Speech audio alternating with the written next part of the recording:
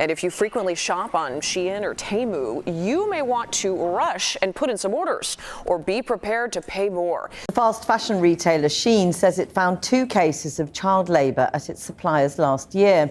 The company's 2023 sustainability report says it suspended orders from the suppliers employing under 16s. The Chinese fashion giant Shein says it is investigating after a University of Bristol student said she discovered a live scorpion in a parcel from the firm. Sophia Alonso Mossinger said she thought she was dreaming when she saw the scorpion crawling around inside the package.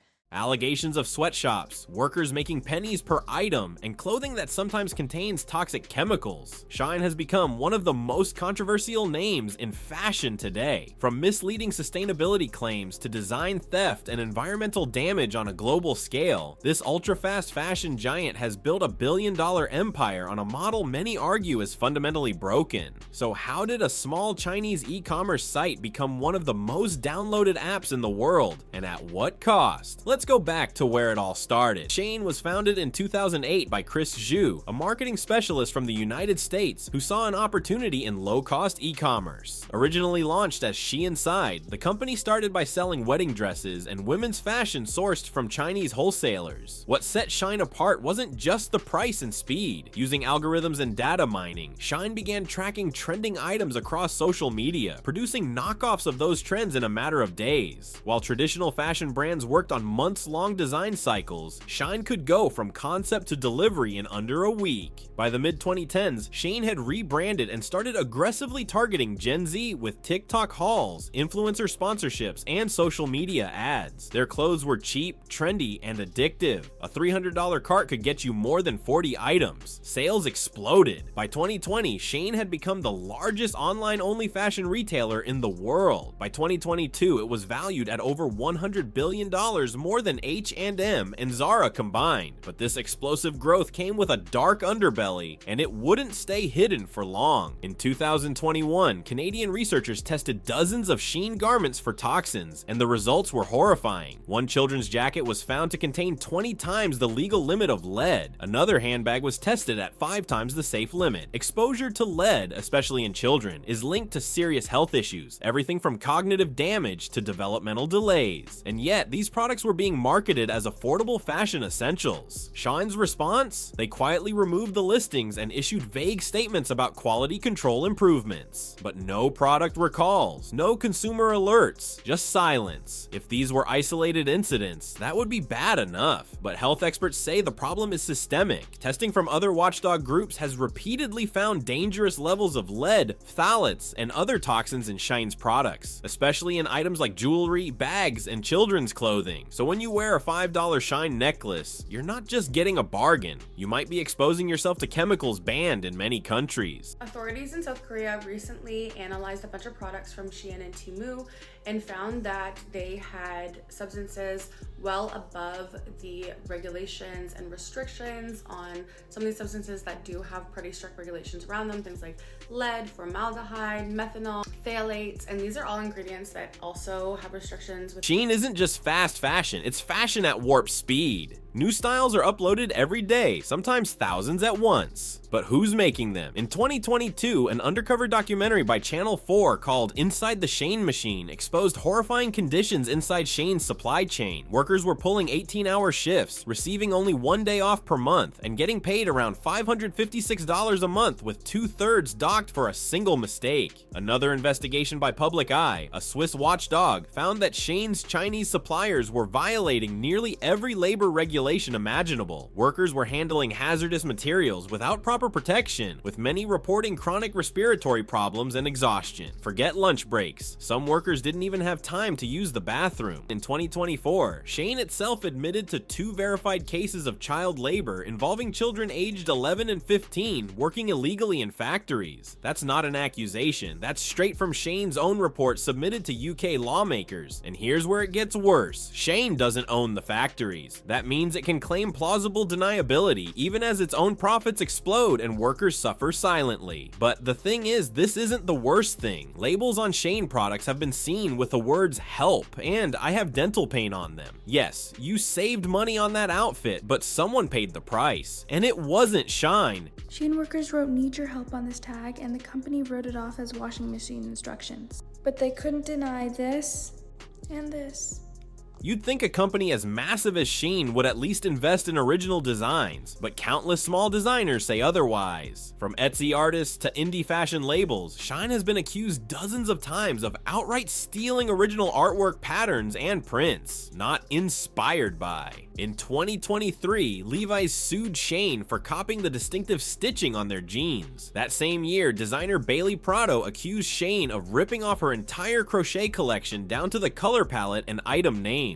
Shein rarely responds to these accusations, and when they do, they either claim the designs were uploaded by third-party vendors or they quietly remove the listings. But for small creators, the damage is already done. Shein's version sells for $8. The original, priced fairly for handmade work, but now completely overshadowed in search results. And because Shein isn't publicly traded, there's little transparency or pressure to change. They can ignore backlash, knowing that most consumers care more about the price than the ethics. You've done something crazy. Allegedly. Our friends over at Shein are back in hot water. They have been accused of scouring the internet using a secret algorithm ran by AI to identify growing fashion trends. But the reason that's a problem is because the 3 independent designers that initiated this lawsuit claim that this AI is targeting small designers by stealing their work, putting this product on their website, waiting to see if any litigation comes up, and if not, they allegedly ramp up the production and sell the stolen designs to millions around the world. Now, because it's a RICO lawsuit, this targets all of Shein's corporate party, so they won't be able to pass blame onto one of their smaller entities, which has been their tactic in previous. Every second, the fashion industry creates the equivalent of a garbage truck full of textile waste. And Shein, it's the engine driving that truck off a cliff.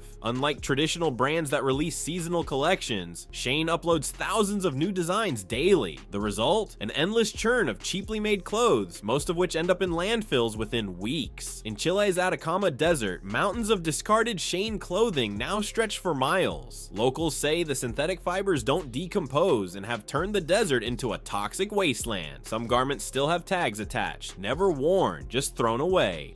A splash of color in the desert. A giant clandestine dump emerges from the rocky hills. Tons of discarded clothes. They come from everywhere, Europe, Asia, or the United States. Local garment traders buy them by the container load for a pittance. They sort out what they think can be sold on. Others are recycled.